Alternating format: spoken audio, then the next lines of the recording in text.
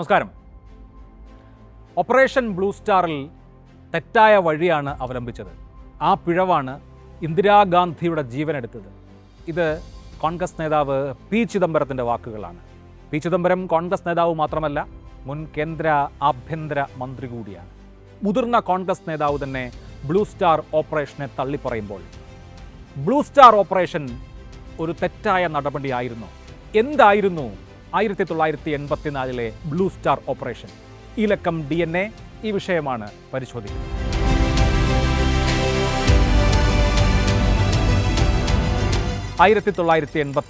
May മാസം 30 മീററ്റിൽ major general Kuldeep Singh Brar അദ്ദേഹത്തിൻ്റെ അവധിക്കുള്ള തയ്യാറെടുപ്പിലാണ്. തൊട്ടടുത്ത ദിവസം മുതൽ ജൂൺ മാസം 1 മുതൽ 2 മാസത്തേക്ക് ബ്രാർ അവധിയാണ്. കുടുംബസമേതം ആദ്യം പോകുന്നത് ഫിലിപ്പൈൻസിലേക്കാണ്. മനിലേക്കുള്ള ടിക്കറ്റുകൾ തയ്യാറായി കഴിഞ്ഞു. ആ അവധിക്ക് പോകുന്നതിൻ്റെ തലേന്ന് അദ്ദേഹം മീററ്റിലെ അദ്ദേഹത്തിൻ്റെ യൂണിറ്റിൽ വൈകുന്നേരം ക്യാൻറ്റീനിൽ ഒരു ഡ്രിങ്കുമായി ഇരിക്കുമ്പോഴാണ് അദ്ദേഹത്തിനൊരു ഫോൺ കോൾ വരുന്നത്. മറുതലയ്ക്കൽ ലഫ്റ്റനന്റ് ജനറൽ കൃഷ്ണസ്വാമി സുന്ദർജി, അദ്ദേഹം സേനയുടെ വെസ്റ്റേൺ കമാൻഡിൻ്റെ മേധാവിയാണ്. നാളെ 12 മണിക്ക് ചണ്ഡീഗഡിൽ റിപ്പോർട്ട് ചെയ്യൂ, സുന്ദർജിയുടെ നിർദ്ദേശം. ഉടൻ തന്നെ ബ്രാർ ഭാര്യയുമായി ഡൽഹിക്ക് പോയി ഭാര്യയോട് നാളത്തെ യാത്രയ്ക്ക് തയ്യാറായിരിക്കാൻ പറഞ്ഞ് ബാഗുകൾ പാക്ക് ചെയ്യാൻ ഏൽപ്പിച്ചതിന് ശേഷം ചണ്ഡീഗഡിലേക്ക് ബ്രാർ പറക്കുന്നു. അവിടെ ചണ്ഡീഗഡിലെത്തുമ്പോൾ അതൊരു വാർ റൂമിന് സമാനമായ സാഹചര്യമാണ്. കൃഷ്ണസ്വാമി സുന്ദർജി ബ്രാറിനോട് പറയുന്നു, ബുൾബുൾ എന്നുള്ളത് അദ്ദേഹത്തിൻ്റെ നിക് നെയിമാണ്, ഒരു പ്രധാനപ്പെട്ട ദൗത്യം ഏൽപ്പിക്കാനാണ് നിങ്ങളെ വിളിച്ചിട്ടുള്ളത്. അപ്പോൾ ബ്രാർ അങ്ങോട്ട്, സാർ ഞാൻ നാളെ മുതൽ ലീവിൽ പോവുകയാണ്, 2 മാസം ഞാൻ ലീവാണ് എന്ന് പറയുന്നു. അപ്പോൾ തിരികെ കൃഷ്ണസ്വാമി സുന്ദർജി പറയുന്നത്, നിങ്ങളുടെ ലീവ് ക്യാൻസൽ ചെയ്തിരിക്കുന്നു, അതിസുപ്രധാനമായൊരു ദൗത്യത്തിലേക്ക് രാജ്യം കടക്കുകയാണ്, അതിന് ഗ്രൗണ്ട് ഓപ്പറേഷൻ നേതൃത്വം നൽകുന്നത് താങ്കളാണ് എന്ന് ബുൾബുൾ ബ്രാറിനോട് കൃഷ്ണസ്വാമി സുന്ദർജി അവിടെ വെച്ച് പറയുകയാണ്. തുടർന്ന് അദ്ദേഹം പഞ്ചാബിലെ സ്ഥിതിവിശേഷം വിവരിക്കുന്നു. ഖലിസ്ഥാൻ വിഘടനവാദികൾ വരുന്ന 4-5 ദിവസത്തിനകം ഖലിസ്ഥാൻ രാഷ്ട്രം പ്രഖ്യാപിക്കും. അങ്ങനെ രാഷ്ട്രപ്രഖ്യാപനമുണ്ടായാൽ ഉടൻ തന്നെ പാകിസ്ഥാൻ സൈന്യം പഞ്ചാബ് അതിർത്തി കടന്ന് ഇന്ത്യയിലേക്ക് പ്രവേശിക്കും. 1971 ബംഗ്ലാദേശ് യുദ്ധത്തിൽ എങ്ങനെയാണോ ഇന്ത്യൻ സൈന്യം ബംഗ്ലാദേശ് വിമോചിപ്പിച്ചത്, സമാനമായ വിധത്തിൽ പാകിസ്ഥാൻ്റെ ഇടപെടൽ ഖലിസ്ഥാൻ രാഷ്ട്ര രൂപീകരണത്തിലുണ്ടാകും. പഞ്ചാബ് പോലീസിലെ തന്നെ വലിയൊരു വിഭാഗം ആയുധങ്ങളുമായി കൂറുമാറാൻ ഒരുങ്ങുകയാണ്. പഞ്ചാബ് പോലീസിൽ ഒരു ആഭ്യന്തര കലാപം നടക്കും. അതിഗുരുതരമാണ് സാഹചര്യം. അതുകൊണ്ട് ഒരു സ്പെഷ്യൽ മിഷൻ അനിവാര്യമാണ് എന്നാണ് കൃഷ്ണസ്വാമി സുന്ദർജി ബുൾബുൾ ബ്രാറിനോട് പറയുന്നത്. അങ്ങനെ ഒരു ദൗത്യത്തിന് തയ്യാറെടുക്കാൻ അദ്ദേഹം നിർദ്ദേശിക്കുന്നു ഏറ്റവും വിശ്വസ്തനായ 1971 യുദ്ധത്തിലെ ഹീറോകളിൽ ഒരാളായ ബുൾബുൾ ബ്രാറിനോട്. അദ്ദേഹം ഒരു ജാട്ട് സിഖ് കൂടിയാണ് കേട്ടോ. തുടർന്ന് നടക്കുന്നത്, ഇന്ദിരാഗാന്ധി രാഷ്ട്രത്തെ അഭിസംബോധന ചെയ്യുന്നു. പ്രധാനമന്ത്രി രാഷ്ട്രത്തെ ആകാശവാണിയിലൂടെയും ആയിടെ തുടങ്ങിയ ദൂരദർശനിലൂടെയും അഭിസംബോധന ചെയ്തുകൊണ്ട് സമാധാന പ്രക്രിയയ്ക്ക് സഹകരിക്കാൻ അദ്ദേഹം എല്ലാവരോടും, ഇന്ദിരാഗാന്ധി എല്ലാവരോടും ആവശ്യപ്പെടുകയാണ്. അപ്പോഴേക്ക് ആ ഒരൊറ്റ ദിവസത്തിൻ്റെ ഇടവേളയിൽ യഥാർത്ഥത്തിൽ ബ്രാറിന് ഭാര്യയെ വിളിച്ച് യാത്ര ക്യാൻസൽ ചെയ്ത കാര്യം പറയാൻ പോലുമുള്ള സമയം കിട്ടിയില്ല. ചണ്ഡീഗഡിൽ നിന്ന് അമൃത്സറിലേക്ക് പ്രധാനപ്പെട്ട ഓഫീസർമാർ, സുന്ദർജിയും അതുപോലെ തന്നെ ബ്രാറും അടക്കമുള്ള ഓഫീസർമാർ പറക്കുന്നു. മീററ്റിൽ നിന്നും ജലന്ധറിൽ നിന്നും 2 ആർമി ഡിവിഷനുകൾ അമൃത്സറിലേക്ക് പുറപ്പെട്ടു. അമൃത്സറിൽ നിന്നുള്ള സൈന്യം അതിർത്തിയിലേക്ക് നീങ്ങുകയാണ്. പാകിസ്ഥാൻ്റെ ഭാഗത്തു നിന്നുള്ള, പാക് സൈന്യത്തിൻ്റെ ഭാഗത്തു നിന്നുള്ള കടന്നുകയറ്റം തടയാൻ അമൃത്സർ ഡിവിഷൻ അതിർത്തിയിലേക്ക്, ഒപ്പം 2 ജലന്ധറിൽ നിന്നും മീററ്റിൽ നിന്നും ഉള്ള ഇന്ത്യൻ സേന അമൃത്സറിലേക്ക്. ജൂൺ 2-3 തീയതികളാകുമ്പോഴേക്ക് അമൃത്സറിൽ സുവർണക്ഷേത്രത്തെ ഇന്ത്യൻ സേന വളഞ്ഞു. സുവർണക്ഷേത്രം 16-ാം നൂറ്റാണ്ടിൽ സിഖ് മതത്തിലെ 5ാമത്തെ ഗുരുവായ അർജൻ ദേവ് സ്ഥാപിച്ച, സിഖ് മതസ്ഥരെ സംബന്ധിച്ച ഏറ്റവും പരമപ്രധാനമായ ആരാധനാ കേന്ദ്രമാണ്. ആ സുവർണക്ഷേത്രത്തിൽ ഖലിസ്ഥാൻ ഭീകരവാദികൾ തമ്പടിച്ചിരിക്കുകയാണ്. അകാൽ തഖ്ത് എന്ന സിഖ് മതസ്ഥരെ സംബന്ധിച്ച അവരുടെ മതപരവും ആത്മീയവുമായ അന്തിമ തീരുമാനമെടുക്കുന്ന പീഠവും ഈ സുവർണക്ഷേത്രത്തിൻ്റെ കോംപ്ലക്സിലാണ്. അത് 6ാമത്തെ ഗുരു ഹർഗോബിന്ദ് സ്ഥാപിച്ചതാണ്. സിഖ് മതസ്ഥരെ സംബന്ധിച്ച ഏറ്റവും പരമപവിത്രമായ ആരാധനാലയം ഖാലിസ്ഥാൻ ഭീകരവാദികളുടെ പിടിയിൽ നിന്ന് മോചിപ്പിക്കുക എന്ന ദൗത്യമാണ് കുൽദീപ് സിംഗ് ബ്രാറിൻ്റെ നേതൃത്വത്തിലുള്ള ഇന്ത്യൻ സേനയ്ക്ക് വന്നു ചേർന്നിരിക്കുന്നത്. മറുവശത്തുള്ളത് ജനറൽ ബ്രാർ തന്നെ പറയുന്നുണ്ട്, ശത്രു സൈന്യമല്ല, മറിച്ച് നമ്മുടെ സ്വന്തം ജനതയുടെ ഭാഗമായ ആളുകളാണ്. അവിടെ മറ്റൊരാളുണ്ട്, അക്കാലത്ത് രൂപം കൊണ്ട സിഖ് ഭീകരവാദത്തിൻ്റെ പ്രഭവ കേന്ദ്രമായ ജർണൈൽ സിംഗ് ഭിന്ദ്രൻവാല, അദ്ദേഹത്തിൻ്റെ വലങ്കൈയായി ജനറൽ ഷാഹിബ് സിംഗ്. ജനറൽ ഷാഹിബ് സിംഗ് കുൽദീപ് സിംഗ് ബ്രാറിനോടൊപ്പം 1971 യുദ്ധത്തിൽ പങ്കെടുത്തിട്ടുള്ള ഇന്ത്യൻ സേനയിലെ പ്രധാനപ്പെട്ട ജനറൽമാരിൽ ഒരാളാണ്. മേജർ ജനറൽ തന്നെയായിരുന്നു. അദ്ദേഹം വിരമിക്കുന്നതിൻ്റെ തൊട്ട് തലേന്നത്തെ ദിവസം കോർട്ട് മാർഷലിന് വിധേയനായി ഡിസ്മിസ് ചെയ്യപ്പെട്ട ആളാണ്. അതൊരു വലിയ മുറിവായി അദ്ദേഹത്തിൽ അവശേഷിച്ചു. താൻ സിഖ് മതസ്ഥനായതുകൊണ്ടാണ് ഇങ്ങനൊരു അനീതി നേരിട്ടത് എന്ന് ഷാഹിബ് സിംഗ് വിശ്വസിച്ചു. നേരെ ഭിന്ദ്രൻവാലയുടെ ഒപ്പം ചേർന്ന് ജനറൽ ഷാഹിബ് സിംഗ് പുതിയ ഖലിസ്ഥാൻ രാഷ്ട്രത്തിൻ്റെ സൈന്യത്തിൻ്റെ പരിശീലനം തന്നെ, സൈന്യം എന്ന് വിശേഷിപ്പിക്കാൻ കഴിയുന്ന വിധത്തിലുള്ള ഭീകരവാദികളുടെ പരിശീലനം തന്നെ ഏറ്റെടുത്തു. അപ്പോൾ ഓപ്പറേഷൻ റൂമിൽ അപ്പുറത്ത് ജനറൽ ഷാഹിബ് സിംഗും ഷാഹിബ് സിംഗ് പരിശീലിപ്പിച്ച പോരാളികളുമാണ് എന്ന ബോധ്യം ഉണ്ട്. ബംഗ്ലാദേശ് യുദ്ധ സമയത്ത് മുക്തിവാഹിനിയെ പരിശീലിപ്പിക്കാൻ നേതൃത്വം നൽകിയ ആളാണ് ഷാഹിബ് സിംഗ്. അദ്ദേഹത്തിന് ഗറില്ല യുദ്ധമുറകളിൽ പ്രാവീണ്യമുണ്ട്. എന്ത് ചെയ്യണം എന്ന ആലോചന വാർ റൂമിൽ നടക്കുകയാണ്. അന്ന് ഈ ആലോചനകളെല്ലാം കഴിഞ്ഞ് മടങ്ങുന്ന സമയത്ത് അപ്പോഴും ഈ ഓപ്പറേഷന് ഒരു പേരായിട്ടില്ല. ലഫ്റ്റനന്റ് ജനറൽ VK നയാർ അദ്ദേഹത്തിൻ്റെ ഓർമ്മക്കുറിപ്പിൽ പറയുന്നുണ്ട്, നയാർ വൈകുന്നേരം അദ്ദേഹത്തിൻ്റെ കാർ ഡ്രൈവ് ചെയ്ത് പോകുമ്പോൾ ഒരു ഇലക്ട്രോണിക്സ് ഷോപ്പിൻ്റെ വലിയ ബോർഡ് കണ്ടു. അതിൽ ബ്ലൂ സ്റ്റാർ AC-യുടെയും റെഫ്രിജറേറ്ററിൻ്റെയും പരസ്യം കണ്ട് അങ്ങനെയാണ് ഈ ഓപ്പറേഷന് ബ്ലൂ സ്റ്റാർ എന്ന് പേരിട്ടത് എന്ന് VK നയാർ ഓർക്കുന്നുണ്ട്. ഈ ഭീകരവാദികളെ, ജർണൈൽ സിംഗ് ഭിന്ദ്രൻവാല അടക്കമുള്ള സിഖ് ഭീകരവാദികളെ പിടികൂടാൻ ഉള്ള ഓപ്പറേഷൻ്റെ പേര് ഓപ്പറേഷൻ മെറ്റൽ എന്നായിരുന്നു. ആ ഓപ്പറേഷൻ നടത്താൻ ഇന്ത്യൻ ഭരണകൂടം ഇന്ത്യൻ സേനയ്ക്ക് അനുവാദം നൽകിയിരിക്കുന്നു. 3 ടൈംസ് ഓഫ് റെഫറൻസ് ആണ് ജനറൽ ബ്രാറിന് മുമ്പിൽ ഉണ്ടായിരുന്നത്. ഒന്ന്, എത്രയും പെട്ടെന്ന് ആക്രമണം നടത്തി സുവർണക്ഷേത്രം മോചിപ്പിക്കണം. 2, സുവർണക്ഷേത്രത്തിന് അതുപോലെ തന്നെ അകാൽ തക്തിന് യാതൊരു തരത്തിലുള്ള കേടുപാടുകളും സംഭവിക്കാൻ പാടില്ല. 3, ഒറ്റ രാത്രി കൊണ്ട് ഓപ്പറേഷൻ തീർക്കണം. ഈ ദൗത്യവുമായി ഇന്ത്യൻ സേന അതിൻ്റെ ചരിത്രത്തിലെ ഏറ്റവും വലിയ ഒരു മിഷന് ഒരുങ്ങുകയാണ്. ഖലിസ്ഥാൻ ഭീകരവാദത്തിൽ നിന്ന് രാഷ്ട്രത്തെ മോചിപ്പിക്കുക എന്നുള്ളതായിരുന്നു ആ മിഷൻ്റെ ലക്ഷ്യം. ഇനി നമുക്ക് എന്തായിരുന്നു ഖലിസ്ഥാൻ എന്നുകൂടി ഒന്നാലോചിക്കാം. സിഖ് മതസ്ഥർക്കായി ഒരു പ്രത്യേക രാഷ്ട്രം എന്ന ആവശ്യം 1940-കളിൽ തന്നെ ഉയരുന്നുണ്ട്. പക്ഷേ അതിന് വലിയ പ്രാമുഖ്യം കിട്ടിയില്ല. ഇന്ത്യ പാകിസ്ഥാൻ വിഭജനം നടന്നപ്പോൾ പഞ്ചാബ് പ്രവിശ്യ 2ആയി വിഭജിക്കപ്പെട്ടു. ഈസ്റ്റ് പഞ്ചാബ് ഇന്ത്യയുടെ ഭാഗമായി. അന്ന് പഞ്ചാബ് പ്രവിശ്യയിൽ ഇപ്പോഴത്തെ ഹരിയാനയും ഹിമാചൽ പ്രദേശും കൂടിയുണ്ട്. പക്ഷേ സിഖുകാർക്ക് മാത്രമായി ഒരു സ്റ്റേറ്റ് എന്ന ആവശ്യം ഒക്കെ വളരെ സജീവമായി ചർച്ചാ വിഷയമായും സമര വിഷയമായും വന്നു. അത് ഒരു മതസ്ഥർക്ക് പ്രത്യേകമായൊരു സ്റ്റേറ്റ് എന്നുള്ളതിനപ്പുറത്ത് പഞ്ചാബി ഭാഷ സംസാരിക്കുന്നവർക്ക് ഒരു സംസ്ഥാനം എന്ന നിലയിൽ അകാലിദൾ ആ വിഷയം ഏറ്റെടുത്തു. അങ്ങനെ 1966 നവംബർ 1 നമ്മളിപ്പോൾ കാണുന്ന പഞ്ചാബ് രൂപം കൊള്ളുന്നത്. ഈ ഭാഷാ പ്രക്ഷോഭം അകാലിദളിൻ്റെ വളർച്ചയിലെ ഒരു പ്രധാനപ്പെട്ട ഘടകമായിരുന്നു. 1973 അനന്ത്പൂർ സാഹിബ് പ്രമേയം വഴി അകാലിദൾ ഈ മേഖലയ്ക്ക് കൂടുതൽ ഓട്ടോണമി, സ്വയംഭരണ അവകാശങ്ങൾ ആവശ്യപ്പെട്ടു. യഥാർത്ഥത്തിൽ അകാലി പ്രശ്നം ആ തരത്തിൽ ഇന്ത്യയിൽ വളർന്നു വരുന്ന ഘട്ടം എന്ന് പറയുന്നത് 1970-കളാണ്. അതേസമയം തന്നെ ഇന്ത്യക്ക് വെളിയിലുള്ള, വിശേഷിച്ച് UK, കാനഡ, അമേരിക്ക തുടങ്ങിയ രാജ്യങ്ങളിലുള്ള സിഖ് ഡയസ്പൊറ, സിഖ് മത സമൂഹം ഈ ഖലിസ്ഥാന് വേണ്ടിയിട്ടുള്ള ആശയപ്രചരണവും അതുപോലെ തന്നെ സാമ്പത്തിക സമാഹരണവും ആ കാലഘട്ടത്തിലേ നടത്തിയിരുന്നു. അവർ 1971 സിഖ് രാഷ്ട്രം ഖാലിസ്ഥാൻ പ്രഖ്യാപിക്കുക പോലും ചെയ്തു. ന്യൂയോർക്ക് ടൈംസ് അടക്കമുള്ള പത്രങ്ങളിൽ ഇതുമായി ബന്ധപ്പെട്ട പരസ്യങ്ങൾ വരുന്നു. അതൊരു ഇന്ത്യയിൽ നടന്നത് എന്നതിലുപരി മറ്റ് രാജ്യങ്ങളിലുള്ള, പ്രത്യേകിച്ച് ഈ ഞാൻ നേരത്തെ പറഞ്ഞ 3 രാജ്യങ്ങളിലുള്ള സിഖ് ഡയാസ്പൊറയുടെ ഒരു ഇനീഷ്യേറ്റീവ് എന്നുള്ളതായിരുന്നു. ആ ഘട്ടത്തിൽ അകാലിദൾ ഒരു പുതിയ രാഷ്ട്രം എന്നുള്ളതല്ല, കൂടുതൽ അവകാശങ്ങളോടുകൂടിയ, സ്വയംഭരണാവകാശത്തോടുകൂടിയുള്ള പഞ്ചാബ് എന്ന വാദമാണ് മുന്നോട്ട് വെച്ചിരുന്നത്.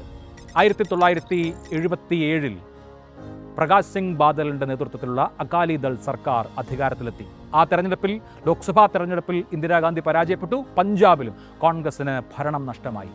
ഈ ഘട്ടത്തിൽ അകാലിദൾ ഭരണരഥം ഏറിയ ഘട്ടത്തിൽ അന്നത്തെ പഞ്ചാബിലെ കോൺഗ്രസിൻ്റെ ഏറ്റവും മുതിർന്ന നേതാവ് ഗ്യാനി സെയിൽ സിംഗ് കോൺഗ്രസിൻ്റെ തിരിച്ചുവരവിന് പുതിയ ഫയർ ബ്രാൻഡ് നേതാക്കളെ തേടുകയായിരുന്നു. ഇന്ദിരാഗാന്ധിയുടെ മകൻ സഞ്ജയ് ഗാന്ധി പഞ്ചാബിൽ പുതിയ നേതാക്കളെ തിരഞ്ഞുകൊണ്ട് ഇരിക്കുന്ന സമയത്താണ് സെയിൽ സിംഗ് ഒരാളെ ചൂണ്ടിക്കാണിച്ചു കൊടുത്തത്.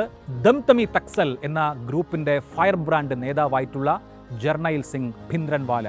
ഒരു സന്യാസിയായി തുടങ്ങി പിന്നീട് ഒരു ഭീകരവാദിയായി മാറിയ ആളുടെ ചരിത്രമാണ് ജർണൈൽ സിംഗ് ഭിന്ദ്രൻവാലയ്ക്ക് ഉള്ളത്. ഒരു ഉരുക്കിൻ്റെ കുന്തം കയ്യിലേന്തി നടക്കുന്ന, ഒപ്പം AK-47 തോക്കുധാരികളായ ആളുകൾ അകമ്പടി സേവിക്കുന്ന ജർണൈൽ സിംഗ് ഭിന്ദ്രൻവാല പുതിയ സിഖ് മിലിറ്റസിയുടെ ഒരു ബിംബമായി മാറുന്നതാണ് പിന്നീട് നമ്മൾ കണ്ടത്. നിഹങ്കാരികൾ എന്ന് വിളിക്കുന്ന ആചാരപരമായി വ്യത്യസ്തത പുലർത്തുന്ന വിഭാഗത്തെ കൂട്ടക്കൊല ചെയ്യുക വഴിയാണ് ഭിന്ദ്രൻവാല പ്രോമിനൻസിലേക്ക് ഉയരുന്നത്. ആദ്യ ഘട്ടങ്ങളിൽ ഈ ഭിന്ദ്രൻവാലയെ കണ്ടെടുക്കുകയും ഭിന്ദ്രൻവാലയെ പ്രോത്സാഹിപ്പിക്കുകയും ചെയ്യുന്നതിൽ കോൺഗ്രസിന് പങ്കുണ്ടായിരുന്നു. ആദ്യ കാലഘട്ടങ്ങളിലെ ഭിന്ദ്രൻവാലയുടെ വാർത്താ സമ്മേളനങ്ങൾ ഫണ്ട് ചെയ്യുന്നത് പോലും, അല്ലെങ്കിൽ അതിനുള്ള ഈ ബില്ല് കൊടുക്കുന്നത് പോലും സെയിൽ സിംഗ് അടക്കമുള്ള നേതാക്കളായിരുന്നു എന്നുള്ളതാണ് ചരിത്രം. പക്ഷേ പിന്നീട് രാജ്യത്തിൻ്റെയും പഞ്ചാബിൻ്റെയും ഭിന്ദ്രൻവാലയുടെയും ചരിത്രം മാറുന്നതാണ് കണ്ടത്. 1980 കോൺഗ്രസ് അധികാരത്തിൽ തിരിച്ചെത്തി. പക്ഷേ അപ്പോഴേക്ക് വിഘടനവാദം ശക്തിപ്പെടുകയും ഭിന്ദ്രൻവാലയുടെ ഗ്രൂപ്പ് കൂടുതൽ കൂടുതൽ അക്രാമകമായി മാറുകയും ചെയ്തിരുന്നു. 1981 സെൻസസിൽ, അന്ന് സെൻസസ് നടക്കുമ്പോൾ ഭിന്ദ്രൻവാല അടക്കമുള്ള ആളുകൾ ജനങ്ങളോട് ആവശ്യപ്പെട്ടത് അവരുടെ ലാംഗ്വേജായി എല്ലാവരും പഞ്ചാബിയാണ് സെൻസസിൽ പറയേണ്ടത്, സെൻസസ് എന്യൂമറേറ്റർമാരോട് പറയേണ്ടത് എന്ന് ആഹ്വാനം ചെയ്ത ഘട്ടത്തിൽ പഞ്ചാബ് കേസരിയുടെ എഡിറ്റർ ലാലാ ജഗത് നാരായൺ ഹിന്ദുക്കൾ ഹിന്ദി അവരുടെ മാതൃഭാഷയായി പറഞ്ഞാൽ മതി എന്ന നിലപാടെടുക്കുന്നു. പഞ്ചാബ് കേസരിയുടെ എഡിറ്റർ ലാലാ ജഗത് നാരായൺ കൊല്ലപ്പെടുന്നു. വ്യാപകമായ ആക്രമണം ഹിന്ദു മതസ്ഥർ ഈ കാലഘട്ടങ്ങളിൽ നേരിടുന്നുണ്ട്. സിഖ് വിഘടനവാദം സർക്കാരിൻ്റെ കയ്യിൽ നിന്ന് പോകുന്നു. പഞ്ചാബ് രാഷ്ട്രപതി ഭരണത്തിലേക്ക് നീങ്ങുന്നു. 1982 വ്യാപകമായ ആക്രമണം നടക്കുകയാണ്. അപ്പോൾ ഈ ഘട്ടത്തിൽ പ്രധാനമന്ത്രി ഇന്ദിരാഗാന്ധി അകാലിദളുമായി ചർച്ച നടത്തുന്നുണ്ട്. 1981 പ്രധാനമന്ത്രി പ്രഖ്യാപിച്ചു, ഞങ്ങൾ ചർച്ചയ്ക്ക് തയ്യാറാണ് എന്ന് പ്രഖ്യാപിച്ചു. പക്ഷേ ഭിന്ദ്രൻവാല ചർച്ചയ്ക്ക് തയ്യാറായില്ല, മറിച്ച് അകാലിദൾ ചർച്ചയ്ക്ക് തയ്യാറായി. അകാലിദളാണ് വലിയ തോതിൽ പഞ്ചാബി ആസ്പിറേഷൻസിനെ പ്രതിനിധീകരിക്കുന്നത്. അങ്ങനെ ഇന്ദിരാഗാന്ധിയുടെ മധ്യസ്ഥനായി സ്വരൺ സിംഗ് ചർച്ചകൾ നടത്തുകയും ഒരു എഗ്രിമെൻറ്റിലേക്ക് എത്തുകയും ചെയ്തു. അതിൻ്റെ അടിസ്ഥാനത്തിൽ ആ ഘട്ടത്തിൽ ധർമ്മയുദ്ധം പ്രഖ്യാപിച്ച് കൂടുതൽ ഓട്ടോണമിക്ക് വേണ്ടിയുള്ള സമരത്തിലായിരുന്നു അകാലിദൾ. അതിനൊപ്പമാണ് ജർണൈൽ സിംഗ് ഭിന്ദ്രൻവാലയുടെ നേതൃത്വത്തിലുള്ള വിഘടനവാദ ഗ്രൂപ്പിൻ്റെയും വളർച്ച. ഒരു എഗ്രിമെൻറ്റിലെത്തുകയും 1982 നവംബർ മാസം 3-ാം തീയതി കേന്ദ്ര ആഭ്യന്തരമന്ത്രി PC സേഥി ഈ എഗ്രിമെൻറ്റ്, അകാലിദളുമായി ഏർപ്പെട്ടിട്ടുള്ള ഈ എഗ്രിമെൻറ്റ് പാർലമെൻറ്റിൽ പ്രഖ്യാപിക്കാൻ തീരുമാനിക്കുകയും ചെയ്തു. പക്ഷേ 1982 നവംബർ 3-ന് പാർലമെൻറ്റ് ചേരുന്നതിന് മുമ്പ്, അതിൻ്റെ തലേ രാത്രി ആഭ്യന്തരമന്ത്രി PC സേഥിയുടെ പ്രസംഗം തിരുത്തപ്പെടുന്നു. പ്രധാനമന്ത്രി ഇന്ദിരാഗാന്ധി അവിടെ ഇടപെടുന്നു. അകാലിദളുമായിട്ടുള്ള എഗ്രിമെൻറ്റ് എന്നുള്ളത് നടപ്പാകാതെ വരുന്നു. അന്ന് അങ്ങനെ ഒരു തീരുമാനം എടുക്കാനുള്ള കാരണം രാജീവ് ഗാന്ധിയുടെ കടുംപിടുത്തമായിരുന്നു. സഞ്ജയ് ഗാന്ധിയുടെ മരണശേഷം രാജീവ് ഗാന്ധി രാഷ്ട്രീയത്തിലേക്ക് സജീവമായി വരുന്ന സമയമാണ്. അദ്ദേഹം അന്ന് അരുൺ നെഹ്റുവിൻ്റെ, അദ്ദേഹത്തിൻ്റെ കസിൻ്റെ സ്വാധീനത്തിൽ കൂടിയാണ്. അന്ന് രാജീവ് എടുത്തിട്ടുള്ള നിലപാട്, ഇപ്പോൾ നമ്മൾ ഇങ്ങനെ ഒരു എഗ്രിമെൻ്റ് ഉണ്ടാക്കിയാൽ അത് സിഖുകാരോട് കാണിക്കുന്ന ഒരു കീഴടങ്ങലായി വരും, അത് ഹിന്ദുക്കളെ വലിയ തോതിൽ ദേഷ്യത്തിലാക്കും, അത് തെരഞ്ഞെടുപ്പിൽ തിരിച്ചടി ഉണ്ടാക്കും. തൊട്ടടുത്ത വർഷം ഹരിയാനയിൽ നിയമസഭാ തെരഞ്ഞെടുപ്പ് നടക്കുകയാണ്, ഒരു ഹിന്ദു ഔട്ട്റേജ് ഉണ്ടാകും, ഇങ്ങനെ ഒരു ഡീലിൻ്റെ ആവശ്യമില്ല എന്ന നിലപാട് രാജീവ് ഗാന്ധി ഇന്ദിരാഗാന്ധിയെ കൊണ്ട് സമ്മതിപ്പിക്കുകയും ഈ സമവായ ചർച്ച പാളം തെറ്റുകയും അകാലിദൾ അങ്ങേയറ്റം വ്യസനത്തിലാവുകയും ചെയ്തു. അകാലിദളിനെ ഭിന്ദ്രൻവാലയും കൂട്ടരും കുലം കുത്തികൾ എന്ന് വിശേഷിപ്പിച്ചുകൊണ്ടിരുന്ന സമയമാണ് അവർ സർക്കാരുമായി ചർച്ചയ്ക്ക് പോയതുകൊണ്ട്. അങ്ങനെ അകാലിദളിൻ്റെ ആ ഇനീഷ്യേറ്റീവ് ഈ രാഷ്ട്രീയ തന്ത്രത്തിൽ പരാജയപ്പെടുന്നു. അതോടുകൂടി സ്ഥിതിഗതികൾ കൂടുതൽ വഷളാവുകയാണ്. അതേസമയം ഇന്ദിരാഗാന്ധിക്കെതിരെ വലിയ സമരകാഹളം മുഴക്കുകയാണ്. അത് വിദ്വേഷ ഭാഷണത്തിൻ്റെ രൂപത്തിലാണ്. BB എന്നായിരുന്നു ഭിന്ദ്രൻവാല ഇന്ദിരയെ വിളിച്ചിരുന്നത്. BBയും അവരുടെ ഹിന്ദു കോൺഗ്രസും സിഖുകാർക്കെതിരെ യുദ്ധം പ്രഖ്യാപിച്ചിരിക്കുകയാണ് എന്ന് ജർണൈൽ സിംഗ് ഭിന്ദ്രൻവാല പ്രഖ്യാപിച്ചു. അങ്ങനെ ഉള്ള ഒരു കാലഘട്ടത്തിൽ ഒരുപാട് കൊലപാതകങ്ങൾ നടന്നു. ഹിന്ദുക്കളെ ബസ്സുകളിൽ നിന്നും ട്രെയിനുകളിൽ നിന്നും വലിച്ചിറക്കി സെലക്റ്റീവായി വെടിവെച്ചു കൊന്ന സംഭവം പോലും ഉണ്ടായി. ഇതിന് നേരെ മറുവശത്തും കാര്യങ്ങൾ സംഭവിച്ചു. ഹരിയാനയിലടക്കം സിഖുകാരും അവരുടെ ആരാധനാ കേന്ദ്രങ്ങളും ആക്രമിക്കപ്പെട്ടു. രണ്ടു കൂട്ടരുടെയും, ഹിന്ദു മതസ്ഥരുടെയും സിഖ് മതസ്ഥരുടെയും ആരാധനാലയങ്ങൾ അടക്കം ആക്രമിക്കപ്പെടുന്ന വിധത്തിലേക്ക് കാര്യങ്ങൾ മാറി മറിഞ്ഞു. പഞ്ചാബിനെ സംബന്ധിച്ച് പഞ്ചാബിലെ DIG AS അത്വാൾ സുവർണക്ഷേത്രത്തിൻ്റെ പടവുകളിൽ വെച്ച് കൊല്ലപ്പെട്ടു. അത്വാളിന് വെടിയേറ്റ് അത്വാൾ കൊല്ലപ്പെട്ടതിന് ശേഷം പോലീസുകാർക്ക് മണിക്കൂറുകളോളം അങ്ങോട്ട് അടുക്കാൻ പോലും കഴിഞ്ഞിരുന്നില്ല. 1983 ആയപ്പോഴേക്ക് സുവർണക്ഷേത്രം തൻ്റെ തട്ടകമായി മാറ്റിയിരുന്നു ജർണൈൽ സിംഗ് ഭിന്ദ്രൻവാല. എന്ന് മാത്രമല്ല, ഏത് കാര്യത്തിനും പരിഹാരം നിർദ്ദേശിക്കുന്ന ഗുരുവായി അയാൾ മാറിയിരുന്നു. എന്തെങ്കിലുമൊക്കെ പരാതികൾ ഉള്ള ആളുകൾ, ഏതെങ്കിലുമൊക്കെ വ്യഥകളുള്ള ആളുകൾ ഭിന്ദ്രൻവാലയെ സന്ദർശിച്ച് ഭിന്ദ്രൻവാലയുടെ തീരുമാനത്തിന് വഴങ്ങുന്ന അവസ്ഥയിലേക്ക് അപ്പോഴേക്ക് കാര്യങ്ങൾ മാറിയിരുന്നു. 1983 ഡിസംബർ ആകുമ്പോൾ അകാൽ തഖ്തിൻ്റെ നിയന്ത്രണം ഭിന്ദ്രൻവാല കൈയാളിയിരുന്നു. അങ്ങനെ ഭിന്ദ്രൻവാല ഖലിസ്ഥാൻ്റെ പ്രതീകവും കമാൻഡറുമായി മാറിയ ഘട്ടത്തിലാണ് ഒരു സൈനിക നടപടിയെക്കുറിച്ച് ഇന്ത്യ ആലോചിക്കുന്നത്. ഇന്ദിരാഗാന്ധിക്ക് ആദ്യഘട്ടത്തിൽ സമ്മതമായിരുന്നില്ല. ഒരു ക്ഷേത്രം ഒഴിപ്പിച്ചാൽ, ഒരു ആരാധനാലയം സൈനികമായി കീഴടക്കിയാൽ ദൈവകോപം ഉണ്ടാകുമോ എന്ന ഭയം പ്രധാനമന്ത്രി ഇന്ദിരയെ സംബന്ധിച്ചുണ്ടായിരുന്നു. അവർ പൂജകളൊക്കെ നടത്തി ഈ പ്രശ്നത്തിനൊരു പരിഹാരം ഉണ്ടാക്കാൻ കഴിയും എന്ന വിശ്വാസത്തിലായിരുന്നു. പക്ഷേ രാജീവ് ഗാന്ധിയുടെയും അരുൺ നെഹ്റുവിൻ്റെയും കൂടി സമ്മതത്തിൽ ഒടുവിൽ ഓപ്പറേഷൻ അനിവാര്യമാണ് എന്ന ഒരു തീരുമാനത്തിലേക്ക് ഇന്ദിരാഗാന്ധി എത്തുന്നു. അങ്ങനെ ഓപ്പറേഷൻ ബ്ലൂ സ്റ്റാറിന് കളമൊരുങ്ങി. ആ പശ്ചാത്തലത്തിലാണ് കുൽദീപ് സിംഗ് ബ്രാറിനെയും മീററ്റ് ഡിവിഷനെയും അമൃത്സറിലേക്ക് സുവർണ ക്ഷേത്രത്തിൻ്റെ മുൻപിലേക്ക് ക്ഷണിച്ചത്. ഇന്ത്യൻ ആർമിക്ക് രാഷ്ട്രീയ തീരുമാനം ലഭിച്ചിരിക്കുന്നു. സുവർണ ക്ഷേത്രം ഹർമന്ദിർ സാഹിബ് ഭീകരവാദികളിൽ നിന്ന് മോചിപ്പിക്കുക. ഓപ്പറേഷൻ ബ്ലൂ സ്റ്റാറിന് തുടക്കമാവുകയാണ്. അമൃത്സറിൽ കർഫ്യൂ പ്രഖ്യാപിച്ചു. ജൂൺ 5 ഒരു പ്രത്യേകതയുണ്ട്. ജൂൺ 5 ഗുരു അർജൻ ദേവിൻ്റെ രക്തസാക്ഷിത്വ ദിനാചരണമാണ്. അന്ന് ഈ 5ാമത്തെ സിഖ് ഗുരുവിൻ്റെ ഓർമ്മയ്ക്കായി അദ്ദേഹം സ്ഥാപിച്ച ഈ സുവർണ ക്ഷേത്രത്തിലേക്ക്, ഹർമന്ദിർ സാഹിബിലേക്ക് ഒരുപാട് വിശ്വാസികൾ എത്തുന്ന ദിവസമാണ്. എന്തുകൊണ്ടോ മനസ്സിലാകാത്ത കാരണങ്ങളാൽ ജൂൺ 5 ഓപ്പറേഷൻ ബ്ലൂ സ്റ്റാറിൻ്റെ D-Day ആയി തിരഞ്ഞെടുക്കപ്പെട്ടത്. ജനറൽ ബ്രാർ പിന്നീട് വിശദീകരിച്ചത് ഒട്ടും വെയിറ്റ് ചെയ്യാൻ, ഒട്ടും കാത്തിരിക്കാൻ ഉള്ള സാഹചര്യം ഉണ്ടായിരുന്നില്ല. കാരണം എപ്പോൾ വേണമെങ്കിലും ഖാലിസ്ഥാൻ പ്രഖ്യാപിക്കപ്പെടാം. അങ്ങനെ ഉണ്ടായാൽ സിഖ് ഗ്രാമങ്ങളിൽ നിന്നുള്ള സിഖ് ഗ്രാമീണർ ഈ ഹർമന്ദിർ സാഹിബ് വളയുന്ന സാഹചര്യം ഉണ്ടാകും. അങ്ങനെയാണ് എങ്കിൽ ഇന്ത്യൻ ആർമിക്ക് ഈ ഓപ്പറേഷൻ പൂർത്തീകരിക്കാൻ കഴിയാത്ത അവസ്ഥ വരും, വലിയ ചോരപ്പുഴ ഉണ്ടാകും. അതുകൊണ്ട് ആസ് ഏർലി ആസ് പോസിബിൾ, എത്രയും പെട്ടെന്ന് ചെയ്യേണ്ടി വന്നു എന്നുള്ളത് കൊണ്ടാണ് ജൂൺ 5 തിരഞ്ഞെടുത്തത് എന്ന് പിന്നീട് വിശദീകരിച്ചിട്ടുണ്ട് അദ്ദേഹം, ബ്രാർ. ജൂൺ 5-ാം തീയതി വൈകുന്നേരം രാത്രി 9 മണിക്ക് ആണ് ഓപ്പറേഷൻ തുടങ്ങാൻ തീരുമാനിച്ചത്. ജൂൺ 5 രാവിലെ ജനറൽ ബ്രാർ ഓരോ ബറ്റാലിയനുകളും സന്ദർശിച്ചു. അദ്ദേഹം ഓരോ ബറ്റാലിയനെയും അഭിസംബോധന ചെയ്തു. അദ്ദേഹം ഇത് വളരെ സുപ്രധാനമായ ഒരു ദൗത്യമാണ്, ആർക്കെങ്കിലും വിശ്വാസപരമായ കാരണങ്ങളാൽ ഈ ദൗത്യത്തിൽ നിന്ന് പിന്മാറണമെങ്കിൽ പിന്മാറാം എന്ന് അറിയിച്ചു. ഒപ്പം അദ്ദേഹം കൂട്ടിച്ചേർത്തു, നിങ്ങൾ ഈ ഓപ്പറേഷനിൽ നിന്ന് പിന്മാറുന്നത് കൊണ്ട് നിങ്ങൾക്ക് യാതൊരു തരത്തിലുള്ള ശിക്ഷാ നടപടികളും നേരിടേണ്ടി വരില്ല, ആർക്കു വേണമെങ്കിലും ഈ ഓപ്പറേഷനിൽ നിന്ന് പിന്മാറാം എന്ന് അദ്ദേഹം ഓരോ ബറ്റാലിയനെയും അഭിസംബോധന ചെയ്തുകൊണ്ട് അറിയിച്ചു. 3ാമത്തെ ബറ്റാലിയനെ അഭിസംബോധന ചെയ്യുന്ന സമയത്ത് ഒരു സിഖ് ചെറുപ്പക്കാരൻ എഴുന്നേറ്റു. അപ്പോൾ ജനറൽ ബ്രാർ ഈ യുവാവിനോട് പറഞ്ഞു, സാരമില്ല, നീ ഈ ഓപ്പറേഷനിൽ പങ്കെടുക്കേണ്ടതില്ല, നിനക്ക് ഈ ഒരു തീരുമാനമെടുത്തതുകൊണ്ട് യാതൊരു ബുദ്ധിമുട്ടും വരാതെ ഞാൻ നോക്കിക്കോളാം എന്ന് ജനറൽ ബ്രാർ പറയുന്നു. അപ്പോൾ ആ യുവ സൈനിക ഓഫീസർ തിരിച്ചു പറഞ്ഞു, അങ്ങേക്ക് തെറ്റിപ്പോയി സാർ, ഞാൻ എഴുന്നേറ്റത് അങ്ങയോടൊരു കാര്യം പറയാനാണ്. എനിക്ക് ആദ്യം സുവർണക്ഷേത്രത്തിലേക്ക് കടക്കണം, ആദ്യം അകാൽ തഖ്തിലെത്തി ഭിന്ദ്രൻവാലയെ പിടികൂടുന്ന ആൾ ഞാനാകണം എന്ന് ഞാൻ ആഗ്രഹിക്കുന്നു, ആ ആഗ്രഹത്തിനാണ് ഞാൻ എഴുന്നേറ്റത് എന്ന് പറഞ്ഞു. ആ ഓഫീസറുടെ പേര് ജസ്ബീർ റൈന എന്നായിരുന്നു. ജസ്ബീർ റൈന എന്ന സിഖ് ആർമി ഓഫീസർ പറഞ്ഞ ഈ കാര്യം കേട്ട് അദ്ദേഹത്തിൻ്റെ പ്ലാറ്റൂണിനെ ആദ്യം ഓപ്പറേഷന് നിയോഗിക്കാൻ കുൽദീപ് സിംഗ് ബ്രാർ തീരുമാനിക്കുകയാണ്. അന്ന് രാത്രി ഹർമന്ദിർ സാഹിബിലേക്ക് ഈ റൈന അടങ്ങുന്ന പ്ലാറ്റൂൺ, 10 പേരുടെ പ്ലാറ്റൂണാണ് ആദ്യം പ്രവേശിക്കുന്നത്. പിന്നീട് നടന്നത് യഥാർത്ഥത്തിൽ ഇന്ത്യൻ സേനയുടെ കണക്കുകൂട്ടലുകൾക്ക് അപ്പുറമുള്ള കാര്യമാണ്.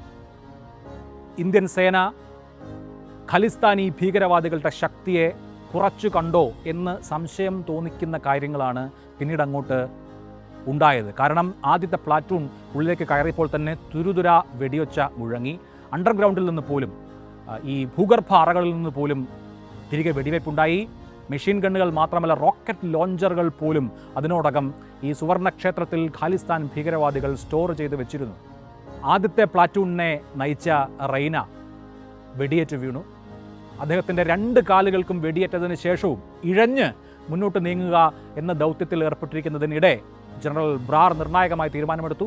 വിസമ്മതിച്ചിട്ടും ഫോഴ്സ്ഫുള്ളി ഈ റെയ്നയെ അദ്ദേഹം സുവർണക്ഷേത്രത്തിൽ നിന്ന് പുറത്തെത്തിച്ചു. അവിടെ ആംബുലൻസ് തയ്യാറാക്കി നിർത്തിയിട്ടുണ്ടായിരുന്നു. ആംബുലൻസിൽ റെയ്നയെ ആശുപത്രിയിലേക്ക് അയച്ചു. തുടർന്ന് മറ്റ് പ്ലാറ്റൂണുകൾ ഉള്ളിലേക്ക് പ്രവേശിച്ചു. പക്ഷേ ഇന്ത്യൻ സേനയുടെ കണക്കുകൂട്ടലുകൾക്കപ്പുറത്തുള്ള വലിയ പ്രതിരോധം ഉണ്ടായി. ഷാഹിബ് സിംഗ് പരിശീലിപ്പിച്ച സൈന്യം പല ഭാഗങ്ങളിൽ നിന്നും, പ്രത്യേകിച്ച് ഈ ഭിത്തികളിൽ നിന്ന്, ഇന്ത്യൻ സേനയ്ക്ക് ജഡ്ജ് ചെയ്യാൻ കഴിയാത്ത ഇടങ്ങളിൽ നിന്ന് തുരുതുര വെടിയൊച്ചകൾ മുഴങ്ങി, തുരുതുര വെടിയുണ്ടകൾ വന്നു. ഇന്ത്യൻ സേനയുടെ ആഭ്യന്തരമായിട്ടുള്ള ഓപ്പറേഷനുകളിലെ ഏറ്റവും വലിയ ആൾനാശത്തിലേക്കാണ് തുടർന്നുള്ള മണിക്കൂറുകൾ നയിച്ചത്. പതറിപ്പോയ നിമിഷങ്ങൾ കടന്നു പോവുകയാണ്. ഈ ഷാഹേബ് ഗറില്ല യുദ്ധമുറയിൽ വിദഗ്ധനാണ്.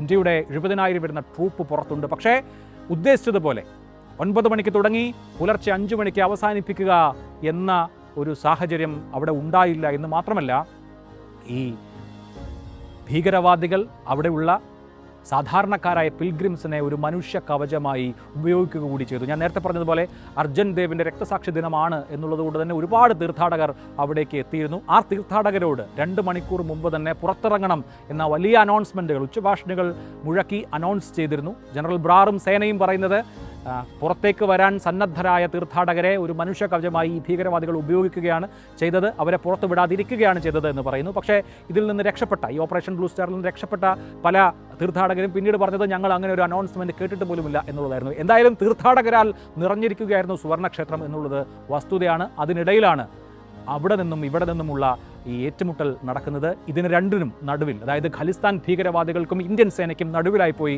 ഒരുപാട് തീർത്ഥാടകർ. അങ്ങനെ സാധാരണ മനുഷ്യരും മരിക്കുന്ന സാഹചര്യം വന്നു. സൂര്യൻ ഉദിച്ചു അന്ന് നേരത്തെ. പക്ഷേ അപ്പോഴും കാര്യമായി മുന്നേറാൻ ഇന്ത്യൻ സേനയ്ക്ക് കഴിയാത്ത സാഹചര്യത്തിൽ വളരെ നിർണായകമായ ഒരു തീരുമാനമെടുത്തു. ജനറൽ ബുൾബുൾ ബ്രാർ ടാങ്കുകളെ സുവർണക്ഷേത്രത്തിന് അകത്തേക്ക് അയച്ചു. പരിക്രമണ പാതയുടെ ഒരു വശം തകർത്തുകൊണ്ട് ടാങ്കുകൾ സുവർണക്ഷേത്രത്തിന് അകത്തേക്ക് കയറുകയും വളരെ ഹെവിയായി നടത്തിയ ഷെല്ലിങ്ങിൽ ഭീകരവാദികൾ പരാജയപ്പെടുകയും ചെയ്തു. അപ്പോഴേക്ക് സംഭവിച്ചത് അകാൽ തക്തും ഹർമന്ദർ സാഹിബും ഈ വെടിയുണ്ടകളാൽ നിറഞ്ഞിരുന്നു. സിഖ് മതസ്ഥർ ഏറ്റവും പുണ്യസ്ഥാനമായി കരുതുന്ന ഈ സുവർണക്ഷേത്രവും അകാൽ തക്തും വെടിയേറ്റ നിലയിൽ, വെടിയേറ്റ് പാതി തകർന്ന നിലയിൽ, വികൃതമായ നിലയിൽ ആയിരുന്നു ഉണ്ടായിരുന്നത്. ഭിന്ദ്രൻവാലയും ഷാഹിബ് സിംഗും അടക്കമുള്ള ഭീകരവാദികൾ കൊല്ലപ്പെട്ടു. എല്ലാ ഭീകരവാദികളെയും കൊല്ലാൻ കഴിഞ്ഞു. 8-ാം തീയതി, ജൂൺ മാസം 8-ാം തീയതിയാണ് ഈ ഓപ്പറേഷൻ അവസാനിക്കുന്നത്. ഓപ്പറേഷൻ അവസാനിക്കുന്ന മണിക്കൂറുകളിൽ പോലും ചിലയിടങ്ങളിൽ നിന്ന്, മാൻഹോളുകൾക്കകത്തു നിന്ന് പോലും വെടിയുണ്ടകൾ പുറത്തേക്ക്, അല്ലെങ്കിൽ വെടിവെപ്പ് ഉണ്ടായി എന്നുള്ളത് കാണാവുന്നതാണ്. ഈ സേനാ ഓപ്പറേഷനിൽ 26 മദ്രാസ് റെജിമെൻറ്റും അതുപോലെ തന്നെ 9 കുമാവോ റെജിമെൻറ്റും ഒക്കെ നിർണായകമായ പങ്കുവഹിച്ചു. ലഫ്റ്റനൻറ്റ് കേണൽ പണിക്കരാണ് അന്നത്തെ 26 മദ്രാസ് റെജിമെൻറ്റിനെ നയിച്ചത്. ഭീകരവാദികളെ തുരത്താൻ, അല്ലെങ്കിൽ ഭിന്ദ്രൻവാലയെ വധിക്കാൻ ഈ ഓപ്പറേഷൻ ബ്ലൂ സ്റ്റാറിന് കഴിഞ്ഞുവെങ്കിലും ഭീകരവാദത്തിനെതിരെയുള്ള വിജയം എന്നുള്ളത് അന്തിമമായിരുന്നില്ല. ഓപ്പറേഷൻ മെറ്റൽ എന്നാണ് ഈ ഭീകരവാദികളെ പിടികൂടാനുള്ള ഓപ്പറേഷന് പേരിട്ടത്. ഓപ്പറേഷൻ ഷോപ്പ് എന്ന പേരിൽ മറ്റിടങ്ങളിലുള്ള ഭീകരവാദികളെ പിടികൂടാനുള്ള ഓപ്പറേഷനും നടത്തിയിരുന്നു. പക്ഷേ ബ്ലൂ സ്റ്റാർ ഓപ്പറേഷനിൽ സംഭവിച്ച കാര്യങ്ങൾ സിഖ് ജനവിഭാഗങ്ങളുടെ മനസ്സിൽ വലിയ മുറിവാണ് ഉണ്ടാക്കിയത്. ഹർമന്ദിർ സാഹിബിന് സംഭവിച്ച കേടുപാട്, അകാൽ തക്തിന് സംഭവിച്ച കേടുപാട് വലിയ ഒരു അപമാനമായി, ഒരു സൈക്കോളജിക്കൽ ദുരന്തമായി ആ വലിയ ജനവിഭാഗം മനുഷ്യർ കണ്ടത്. തുടർന്ന് അങ്ങോട്ടുള്ള നാളുകളെയും കലാപകലുഷിതമാക്കി എന്ന് പറയാതെ വയ്യ. 1984 ഒക്ടോബർ മാസം 31-ാം തീയതി പ്രധാനമന്ത്രി ഇന്ദിരാഗാന്ധി കൊല്ലപ്പെട്ടു. സിഖ് മതസ്ഥരായ 2 അംഗരക്ഷകരുടെ വെടിയേറ്റാണ് ഇന്ത്യൻ പ്രധാനമന്ത്രി കൊല്ലപ്പെട്ടത്. ഇന്ദിരാഗാന്ധിയോട് നേരത്തെ തന്നെ ആവശ്യപ്പെട്ടിരുന്നു അവരുടെ സിഖ് മതസ്ഥരായ സുരക്ഷാ ഉദ്യോഗസ്ഥരെ ഒഴിവാക്കണം.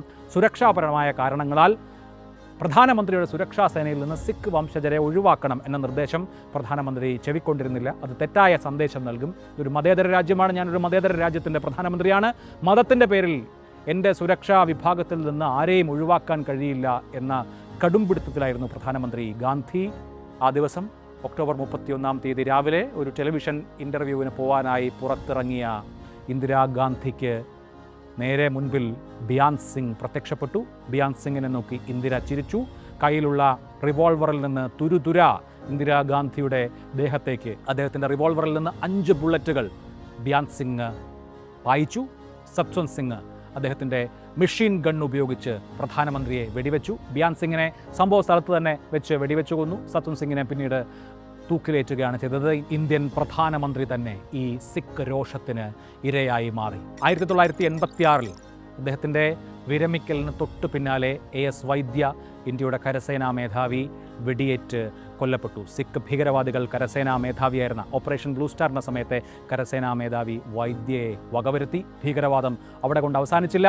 കനിഷ്ക വിമാന ദുരന്തമാണ് ഇന്ത്യ ചരിത്രത്തിലെ ഏറ്റവും വലിയ ഭീകരാക്രമണങ്ങളിലൊന്ന്. എയർ ഇന്ത്യ വിമാനം സിഖ് ഭീകരവാദികൾ ബോംബാക്രമണത്തിൽ തകർത്തു. വീണ്ടും ഓപ്പറേഷനുകൾ വേണ്ടിവന്നു. അത് പക്ഷേ ബ്ലൂ സ്റ്റാറിനേക്കാൾ ആലോചനയോടുകൂടിയുള്ള കുറെ കൂടി തന്ത്രപരമായ ഓപ്പറേഷനുകളായിരുന്നു. 1986 ബ്ലാക്ക് തണ്ടർ 1 നടക്കുന്നത്. 1988 ബ്ലാക്ക് തണ്ടർ 2 നടന്നു. ബ്ലാക്ക് തണ്ടർ ഓപ്പറേഷനുകളിൽ മുഖ്യ പങ്കാളിത്തം പഞ്ചാബ് പോലീസിനായിരുന്നു. KPS ഗിൽ എന്ന പോലീസ് ഉദ്യോഗസ്ഥൻ്റെ, പോലീസ് മേധാവിയുടെ നേതൃത്വത്തിൽ NSG കമാൻഡോകളും BSFും അടങ്ങുന്നതായിരുന്നു ബ്ലാക്ക് തണ്ടർ ഓപ്പറേഷനുകൾ. ബ്ലാക്ക് തണ്ടർ ഓപ്പറേഷനുകൾ ബ്ലൂ സ്റ്റാർ ഓപ്പറേഷനേക്കാൾ വെൽ പ്ലാൻഡ് ആയിരുന്നു. അത് മന്ദിരങ്ങൾക്ക്, സിഖ് ആരാധനാലയങ്ങൾക്ക് യാതൊരു പരുക്കും ഏൽപ്പിക്കാതെ ഭീകരവാദികളെ കൊല്ലുന്നതിലേക്കും പിടികൂടുന്നതിലേക്കുമാണ് നയിച്ചത്.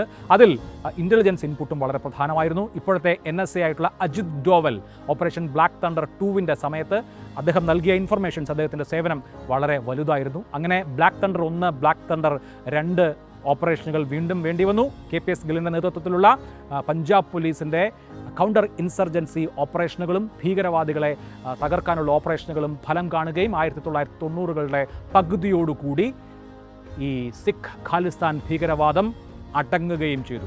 ഇപ്പോഴും അതിനുശേഷവും ഖാലിസ്ഥാൻ വാദം പലയിടത്തും ശക്തമായിട്ടുണ്ട്. ഇന്ത്യയിൽ അതിൻ്റെ വേരറക്കപ്പെട്ടുവെങ്കിലും കാനഡ അടക്കമുള്ള രാജ്യങ്ങളിൽ ഖാലിസ്ഥാൻ വാദികൾ ഇപ്പോഴും അഭിപ്രായ രൂപീകരണവും ഫണ്ട് ശേഖരണവും നടത്തുന്നുണ്ട്. അവർ ഇന്ത്യക്കെതിരെ ഭീകരാക്രമണങ്ങളും നടത്തി വരുന്നുണ്ട്. ജനറൽ ബ്രാറിൻ്റെ കാര്യം പറഞ്ഞുകൊണ്ട് അവസാനിപ്പിക്കാം. അദ്ദേഹം 1984 ഈ ഓപ്പറേഷൻ്റെ ഗ്രൗണ്ട് കമാൻഡിംഗ് ഓഫീസറായിരുന്നു. അദ്ദേഹവും പലവട്ടം ജീവന് വെല്ലുവിളി നേരിട്ട അവസ്ഥ ഉണ്ടായി. പക്ഷേ അദ്ദേഹം പിടിച്ചു നിന്നു. ഒരു നാൾ അവർ എന്നെ തേടിയെത്തും എന്നെനിക്കറിയാം എന്നൊരു ഇൻ്റർവ്യൂവിൽ ബ്രാർ പറയുന്നുണ്ട്. 2012 അദ്ദേഹത്തിന് നേരെ നടന്ന ഏറ്റവും ഭീകരമായ ആക്രമണം ഉണ്ടായത് അത് UK വെച്ചാണ്. ലണ്ടനിൽ വെച്ച് ജനറൽ ബ്രാറിൻ്റെ മുറിയിലേക്ക് 4 പേർ കടന്നു കയറുകയും അദ്ദേഹത്തെ ആക്രമിക്കാൻ ശ്രമിക്കുകയും ചെയ്തു. പക്ഷേ ധീരനായ ജനറൽ ബുൾബുൾ ബ്രാർ ആ ആക്രമണത്തെയും അതിജീവിച്ച് ഇപ്പോഴും അദ്ദേഹം 90 പിന്നിട്ട് അദ്ദേഹം ഇപ്പോഴും ബാക്കിയുണ്ട്. ഇന്ദിരാഗാന്ധിക്കും AS വൈദ്യയ്ക്കും അവരുടെ ജീവൻ തന്നെ നഷ്ടപ്പെട്ടു. അങ്ങനെ ഇന്ത്യൻ സൈന്യം ജർണൈൽ സിംഗ് ഭിന്ദ്രൻവാലയെ വധിച്ച ബ്ലൂ സ്റ്റാർ ഓപ്പറേഷൻ കൊണ്ട് ഖാലിസ്ഥാൻ ഭീകരവാദത്തിൻ്റെ വേരറക്കാൻ കഴിഞ്ഞില്ല എങ്കിലും ഖാലിസ്ഥാൻ ഭീകരവാദത്തിൻ്റെ മുഖത്തെയും അവരുടെ സേനയെയും എലിമിനേറ്റ് ചെയ്യാൻ കഴിഞ്ഞു. അതിനുശേഷം നടന്നിട്ടുള്ള ബ്ലാക്ക് തണ്ടർ ഓപ്പറേഷനുകളും പഞ്ചാബ് പോലീസിൻ്റെ നേതൃത്വത്തിൽ തന്നെ നടന്നിട്ടുള്ള ഓപ്പറേഷനുകളുമാണ് സിഖ് ഭീകരവാദത്തെ വലിയൊരു തോതിൽ, വലിയൊരളവിൽ ഇല്ലാതെയാക്കിയത്. ഇപ്പോഴും രാജ്യം ചെറിയ അളവിലാണെങ്കിലും ഈ ഖാലിസ്ഥാൻ ഭീകരവാദത്തെ നേരിടുന്നുണ്ട്. അതിനെ മറികടക്കാൻ പര്യാപ്തമാവണ്ണം നമ്മുടെ സേനാ വിഭാഗങ്ങൾ ഇപ്പോൾ തയ്യാറാണ്, സന്നദ്ധമാണ് എന്നുള്ളതുകൊണ്ടും പഞ്ചാബിൽ ഇപ്പോൾ രാഷ്ട്രീയമായ അനിശ്ചിതത്വങ്ങൾ ഇല്ല എന്നുള്ളതുകൊണ്ടും പഞ്ചാബ് ശാന്തമായ ദിനങ്ങളെ അഭിമുഖീകരിച്ചുകൊണ്ടിരിക്കുന്നു.